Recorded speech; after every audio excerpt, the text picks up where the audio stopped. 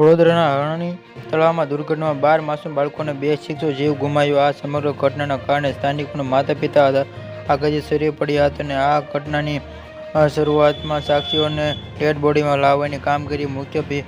ભૂમિકા ભજવાવી મોહિતી પટેલે ઘટના શરૂઆતમાં લઈને અંતિમ ક્ષણો સુધીના કરુણા દર્શીઓને જણાવ્યું કે બોર્ડને થોડી આગળ જતાં પલટી ખાઈ ગઈ હતી. ડેડ બોડી લાવવાની કામગીરી મુખ્ય ભૂમિકા ભજવાની શહીદ પટેલ જ્યારે ઘટના સ્થળ અંગે પૂછવા આવ્યું કે જણાવ્યું કે સ્કૂલમાં તૂટ આવેલી. આ તૂટમાં 30 બાળકો આવેલા અને 4 મેડમો હતા અને 27 છોકરા બોટમાં બેસાડવામાં આવ્યા હતા અને બોટમાં થોડી વલટી આવી ગઈ અને ધીમે ધીમે લાઈફમાં જેકેટમાં બાળકોને બચી ગયા અને ડૂબતા સ્થાનિક અન્ય બોટમાં બચાવ્યા હતા અને તળાવ પર જો ગાર્ડન નહોતા અને જ્યારે ઘટના ઘટી ત્યારે ફક્ત બોટમાં અને સામે તરફ દુકાનમાં ગલ્લાવાળા જ હતા અને બોટિંગ કરતા છોકરાઓ. અમુક બાળકો પાસે લાઈફ જેકેટ અને છોકરીઓની સંખ્યા પણ લાઈફ જેકેટની સંખ્યા ખૂબ જ ઓછી હતી અને તળાવમાં પર ગાર્ડન નહોતા કારણ કે તરૈયા હતા અને આકસ્મિક દુર્ઘટનાના છોકરાઓ રમતા રમતા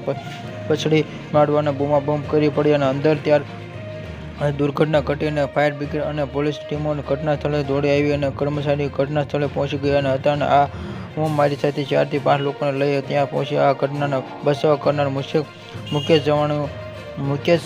જણાવ્યું હતું કે આ બૂમ સંભળાવીને બહારથી તરફ આવ્યા હતા અને બહાર આવેલા આ મેડમો તળાવમાં પાસે ઊભા રહીને બચાવ કરતા અને 4 થી 5 લોકોને લઈને પહોંચ્યા અને મેડમો ગભરાઈ રહ્યા અવાજના તળાવની હિસ્સો અને શિક્ષકો બાળકો પલટી મારી ગઈને ડૂબી રહ્યા હતા અને બચાવ ડૂબતા પહેલા બચાવી રહેલા મોકલ્યા ઊંઘી બોટમાં. આ ઊંધી બોટમાં 4 જેટલા બાળકો ડૂબતા નજરે પડ્યા હતા અને તે તુરંત જ ત્યાંથી બહાર કાઢ્યા. આ દરમિયાન એક મેડમ પણ ડૂબતા હતા અને જે નજરે પડ્યા તેના સિવાય છોકરાઓ